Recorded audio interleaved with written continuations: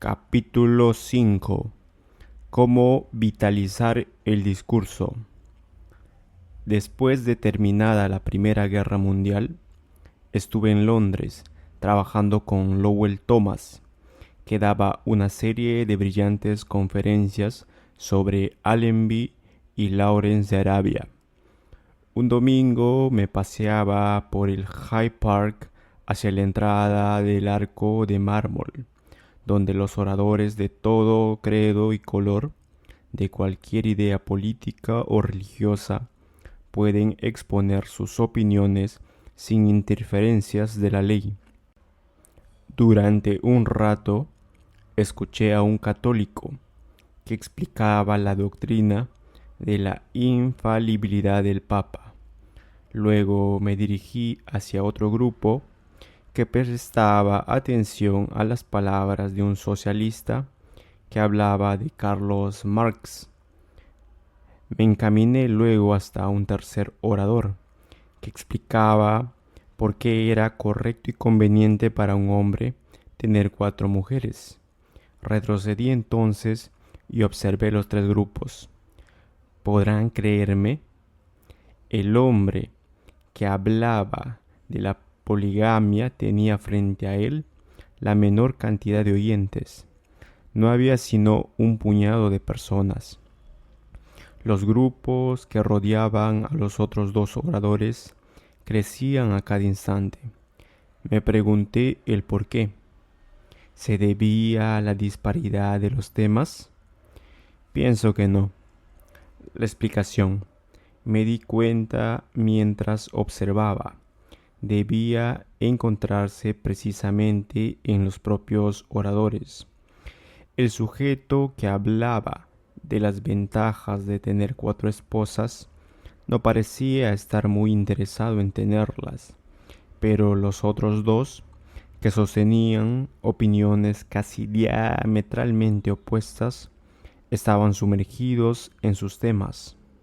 Ponían su vida, su espíritu, en lo que estaban diciendo. Sus brazos se movían con gestos apasionados. Sus voces poseían convicción, irradiaban fervor y confianza en lo que decían. Vitalidad, energía, entusiasmo son las primeras cualidades que yo he considerado siempre esenciales para un orador. La gente se agrupa en torno del orador enérgico, con los pavos salvajes alrededor de un campo de trigo.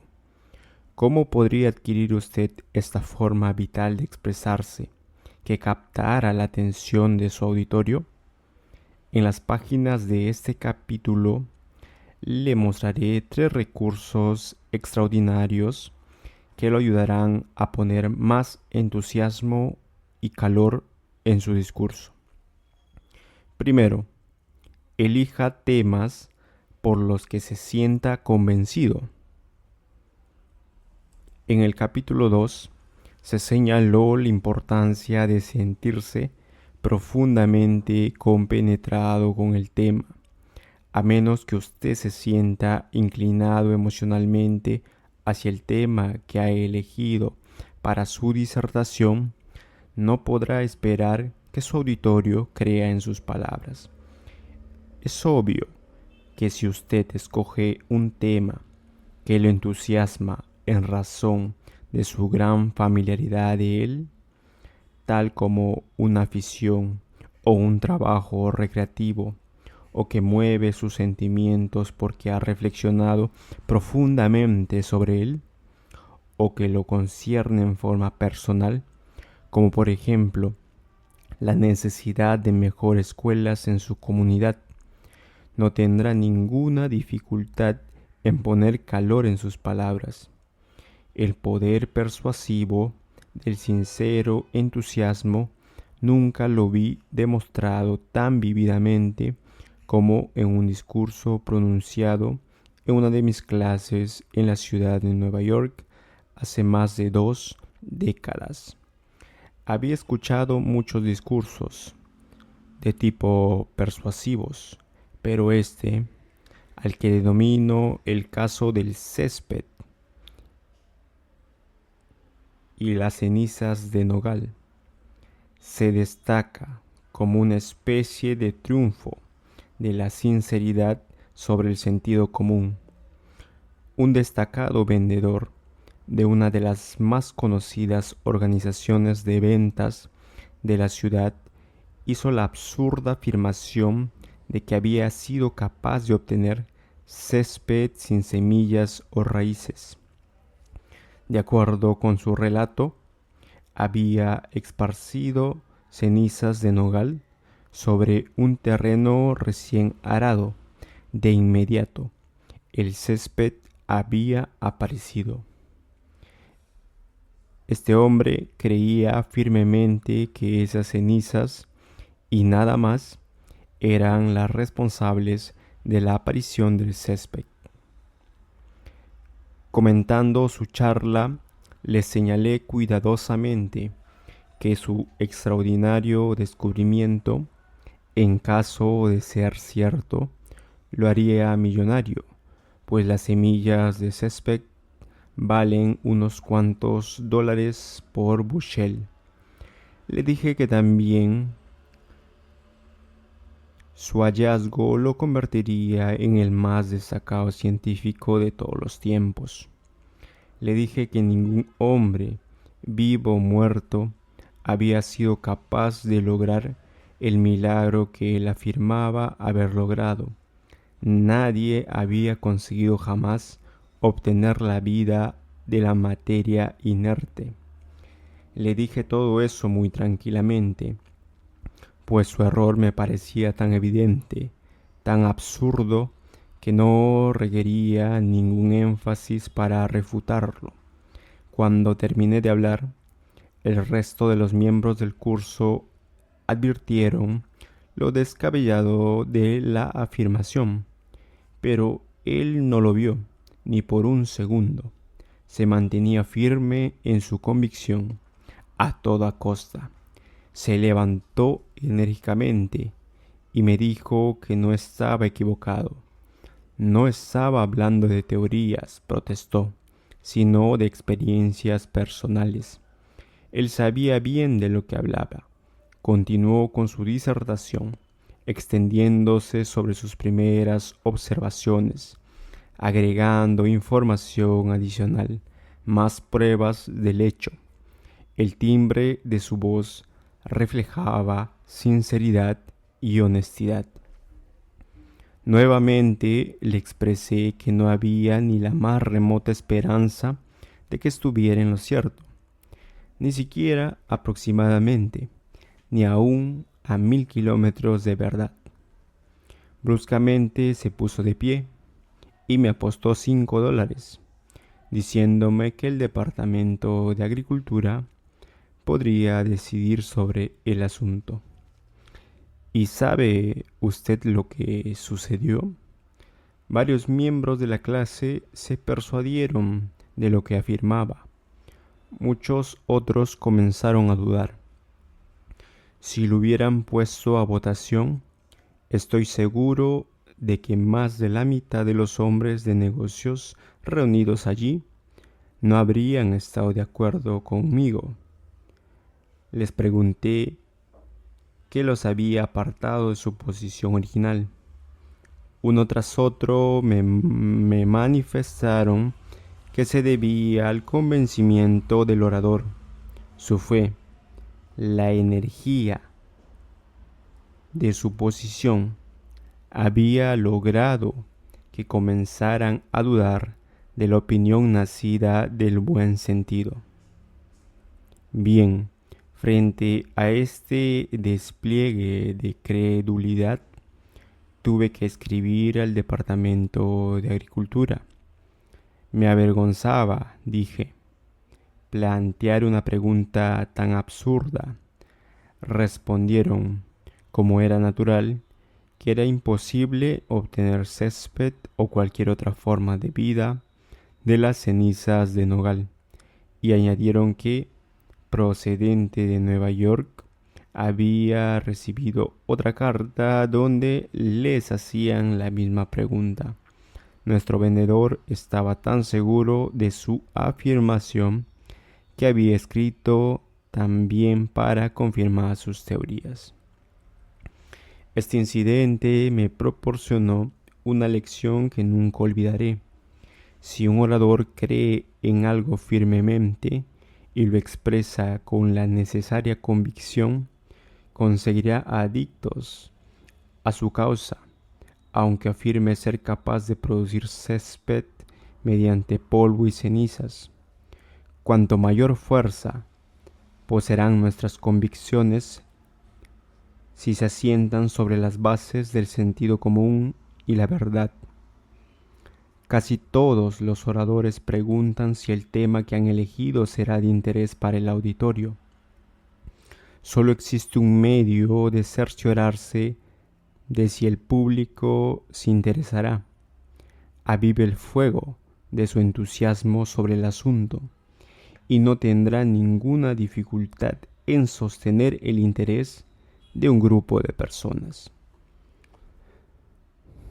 No hace mucho, en una de nuestras clases en Baltimore, escuché manifestar a un individuo que si el presente método de pesca del pez roca en la bahía de Chesapeake se mantenía, la especie llegaría a desaparecer, y en muy pocos años.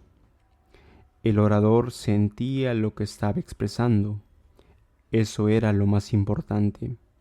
Estaba realmente convencido de ello. Se desprendía de su forma de expresarse, de todas sus palabras. Cuando se puso de pie para hablar, yo no sabía ni por asomo que existiera tal especie en la bahía de Chesapeake. Creo que a una gran parte del auditorio le sucedía lo mismo y estaba tan poco interesado en el tema como yo. Pero antes que el orador terminara de hablar, probablemente todos nosotros nos hallábamos dispuestos a dirigir una petición al cuerpo legislativo para proteger la especie mediante una ley.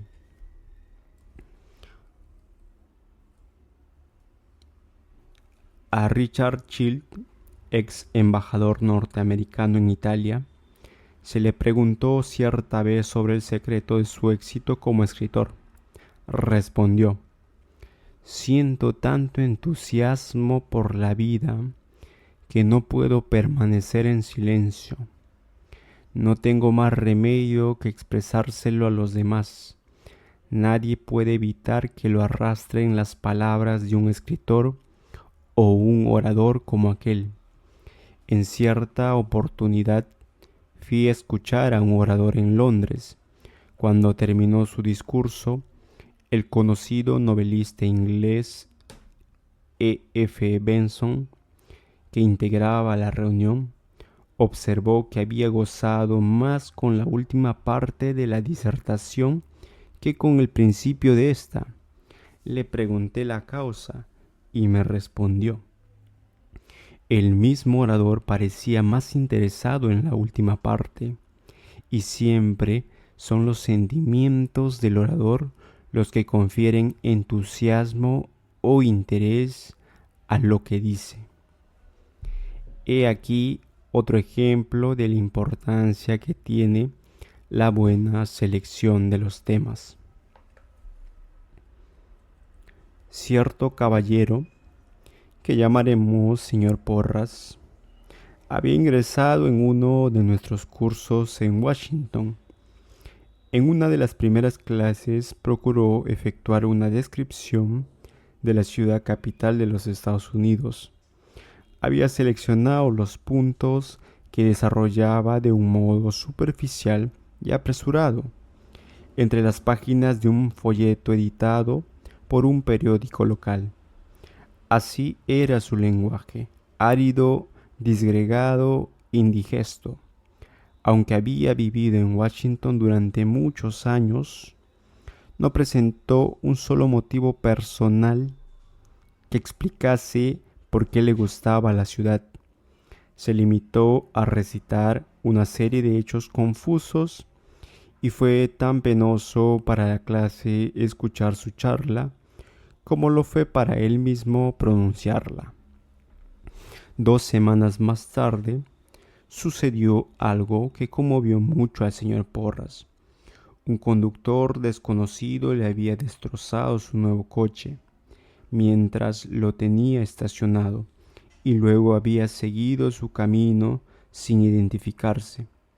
Era imposible para el señor Porras recurrir a la compañía de seguros y tuvo que pagar él mismo la cuenta. Se trataba de algo que surgía vívidamente de su propia experiencia, su charla sobre la ciudad de Washington.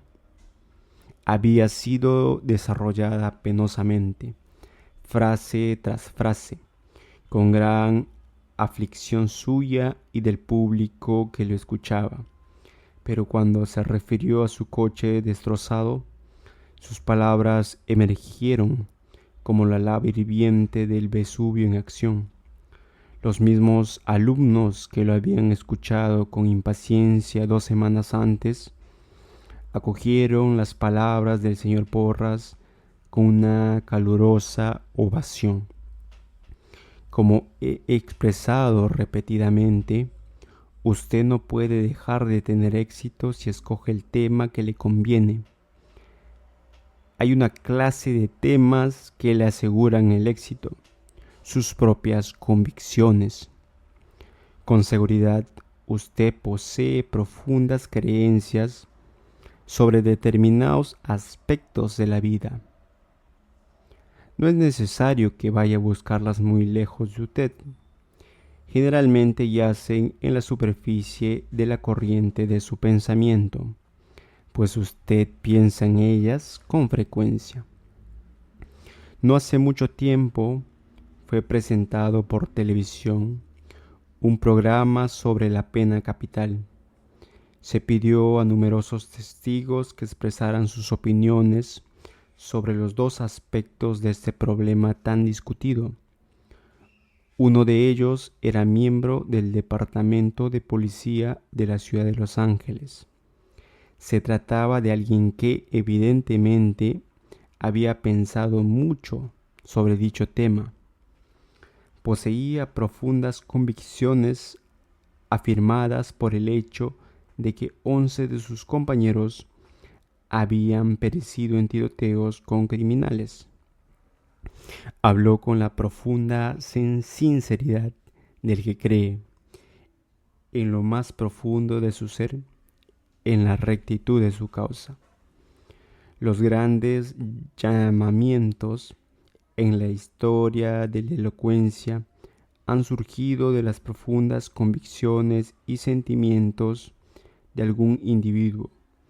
La sinceridad descansa sobre la fe. El corazón posee razones que la razón desconoce. En numerosas clases he tenido oportunidad de verificar la aguda frase de Pascal. Recuerdo a un abogado de Boston que poseía un aspecto admirable y se expresaba con extraordinaria fluidez. Sin embargo, cuando terminaba de hablar, la gente decía: «¡Qué lengua tan hábil!».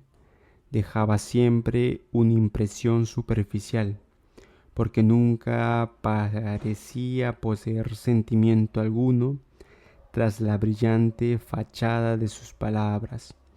En la misma clase había un corredor de seguros, de escasa estatura, de aspecto no muy agradable, un hombre que dificultosamente hallaba las palabras. No obstante, cuando hablaba, no podía caber ninguna duda de que se sentía o de que él sentía realmente lo que expresaba. Han pasado más de 100 años desde que Lincoln fue asesinado en el palco presidencial del Teatro Ford en Washington, pero aún no ha muerto para nosotros la profunda sinceridad que animó su vida y sus palabras. Es evidente que numerosos hombres de su época lo superaron. Carecía de gracia, de pulimiento, de brillo, pero la sinceridad y la honestidad de sus arengas, o en la escalinata del Capitolio de Washington, no han sido sobrepasadas en el curso de nuestra historia. ¿Podría usted decirme, como me dijo un hombre cierta vez, que no posee profundas convicciones o intereses? Siempre me sorprende un poco escuchar algo así, pero le dije a aquel hombre que buscara alguna ocupación, que se interesara en algo. Por ejemplo, ¿qué?, me preguntó. Desesperadamente le dije, palomas. ¿Palomas?, inquirió asombrado. Sí, palomas. Salga a la calle y obsérvelas. Deles de comer. Vaya a la biblioteca y lea algo sobre palomas. Después venga y háblenos de ellas. Así lo hizo, y a su regreso comenzó a hablarnos de las palomas con todo el fervor de un verdadero aficionado. Cuando intenté detenerlo, estaba diciendo algo acerca de 40 libros sobre las palomas que había leído por completo. Pronunció una de las charlas más interesantes que yo haya escuchado alguna vez. He aquí otra sugestión. Lea cada vez más sobre algo que usted considere actualmente un tema de interés. Cuando más sepa acerca de algún tema, más se entusiasmará con él y mayor será su convicción. Percy Whiting, autor de las 5 grandes reglas de la venta, dice que los vendedores nunca deben dejar de estudiar el producto que venden. Como dice Whiting, cuando más sepa usted sobre su producto, más se entusiasmará con él. Lo mismo sucede con sus propios temas. Cuando más sepa sobre los mismos, más convencido y entusiasmado se sentirá con ellos. Segundo, reanime los sentimientos que le despierta su tema. Supóngase que se está refiriendo cómo lo detuvo un policía por pasarse una milla de su límite de velocidad. Puede usted relatarnos el hecho con el frío desinterés de un observador, pero se trata de algo que le sucedió a usted, y usted posee ciertos sentimientos que puede expresar en un lenguaje bastante definido. El uso de la tercera persona no produce mayor impresión sobre el auditorio. La gente quiere saber qué sintió usted exactamente cuando el policía le extendió la boleta. Por lo tanto, cuanto más logre que revivan la escena que describe o las emociones que sintió en esa ocasión, más vividamente conseguirá expresarse. Una de las razones por las que vamos al teatro o al cine es porque deseamos percibir emociones. Tanto hemos llegado a temer la manifestación pública de nuestros sentimientos que necesitamos ir al teatro para satisfacer esta necesidad de expresión emocional. Cuando usted hable en público, sin embargo, transmitirá entusiasmo e interés con sus palabras en proporción al grado de entusiasmo que ponga al pronunciarlas. No reprima sus verdaderos sentimientos. No sepulte su auténtico entusiasmo. Muestre a sus oyentes cuánto anhela hablarles de su tema y logrará una atención incondicional. Tercero, actúe con seguridad. Cuando se encamine ante el auditorio para hablar, no lo haga como un hombre que asciende las gradas del patíbulo. Diríjase hacia el frente con aire decidido. Su actitud puede ser muy fingida, pero le será sumamente beneficiosa y dará al auditorio una impresión de que usted está ansioso por hablarles. Un momento antes de comenzar, respire profundamente. Mantenga la cabeza erguida, la barbilla firme. Usted va a transmitir a sus oyentes algo de la mayor importancia y debe hacerlo con cada sector de su cuerpo, de un modo claro e inequívoco. Piense en el poder que posee y, como decía William James, actúe como si lo poseyera. Si se esfuerza en hacer llegar su voz hasta la parte más alejada del salón, el sonido le otorgará seguridad. Una vez que haya comenzado a expresarse físicamente, se sentirá estimulado por sus propios ademanes. El principio de caldear nuestra actividad, o comúnmente llamado calentamiento, como lo describen Donald y Eleanor Laird, puede ser aplicado a todas las situaciones que demanden seguridad mental. En su libro Técnicas eficientes de memoria, los Laird definen al presidente Theodore Roosevelt como un hombre que pasó por la vida con tal energía, vigor y entusiasmo que esas virtudes llegaron a ser su sello distintivo. Se sumergía profundamente o pretendía hacerlo en todo lo que iniciaba. Roosevelt fue un vivo exponente de la teoría de William James. Actúe sinceramente y llegará a ser naturalmente sincero en todo lo que realice. Sobre todo, recuerde, actuar con sinceridad lo hará sentirse sincero.